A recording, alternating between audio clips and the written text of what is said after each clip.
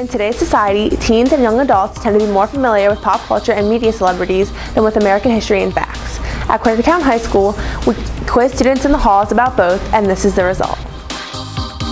Let's go ask these people some questions. Excuse me, can we ask you some questions? Okay. Do you know which American president freed the slaves? Barack Obama. Okay. And do you know where Jersey Shore is filmed? Seaside Heights. Thank you. Excuse me, can we ask you some questions? Do you know who our governor is? No. Do you know how many members of One Direction there are? Like 5. Thank you. Do you know where the Constitution was written? No idea. And do you know the Kardashian sisters' names? Yes, Kim, Chloe, and Courtney. Thank you. Okay. Do you know how many stripes are on the American flag? 6. Okay. And do you know who won the Super Bowl? Baltimore Ravens. Thank you. Okay. Do you know who our Pennsylvania representative is? No, I don't. And do you know which basketball player in the Sweet 16 broke his leg? Oh yeah, Kevin Ware. Thank you.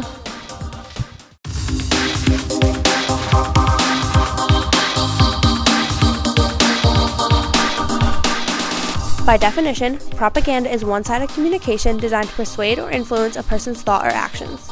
Propaganda is based on appeals to emotions like fear, greed, hatred, anger, prejudice, and patriotism.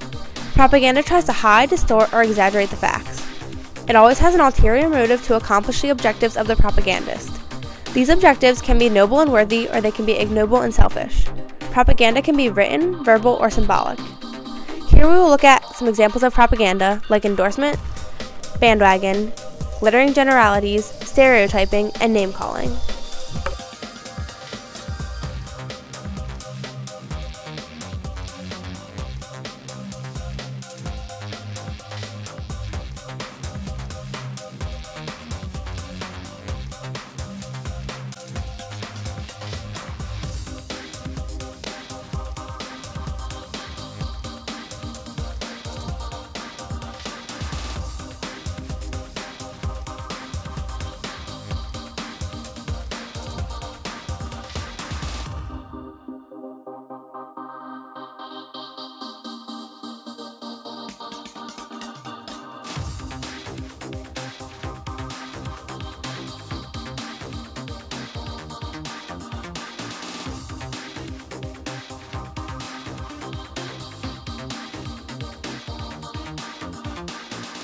Before you talked about U.S. government pressures to not sometimes release things, and then you also mentioned that sometimes in some countries you have like excessive government interference. Correct.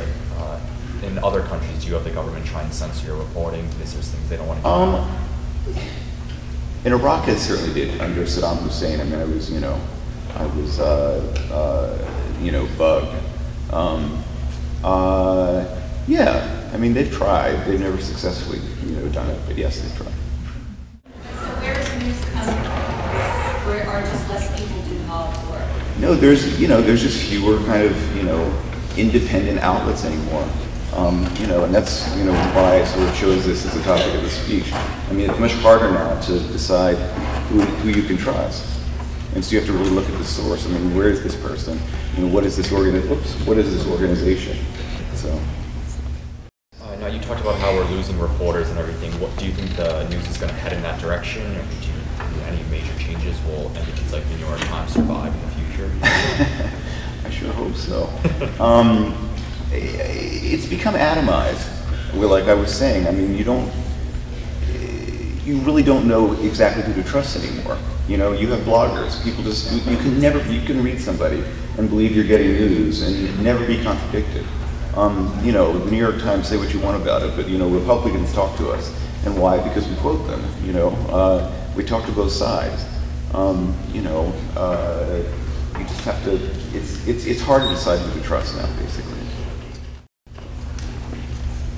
Yes. Do you think that after newspapers are gone and such, like even on the internet, dwindling? Okay. Dwindling. Do you think that even the use of online news will be overshadowed by bloggers? Do you think that people will trust those? I think in some ways they have been already. I think that's kind of happened. I think there's a lot more opinion out there, a lot more sort of opinion masquerading as fact, you know, than there are actual sort of, you know, more independent news sources. I think we're there. Yes? Do you have any opinions about like satirical news? Like, is that good? The Onion? Yes. Awesome. Yeah, it's great. I think, well, that's actually a more serious question than you might think. I mean, you have Colbert and Stewart, who, you know, in many ways may give you a better take on the news than some other outlets that I won't name here since I'm being filmed. A lot of people have been wanting me to ask about like Coney, like that whole thing. Someone asked me that same question. I thought it was crazy. I mean, it was so shallow. It seemed to be more about himself than about Coney. It was sort of dangerously incomplete. And Coney's not even that much of a force. So it almost felt like a kind of fake, let's feel good about hating a bad guy kind of thing to me, rather than a sort of a piece of interesting journalism. I mean, Coney, he hasn't, they think he has like 5 followers now. Oh, okay. I mean, it was so blown out of the water. He got his, I mean, you know, blown out of proportion. You know, he got his little kid to say, you know, who is Coney? Why is he such a bad guy? It's like, that's not journalism. That's like stupid. Yeah. So it's really not like a threat. No, not at all. If I had to pick like threats, he would be, I mean, 20 years ago, you know, he and the Lord's Resistance Army and Alice, what was her name? Alice? Oh, I can't remember. Lacona, something like that. I mean, they were, you know, really doing very bad things. They were hacking people's hands off. There was child, slavery. It was really bad, but it was just weird.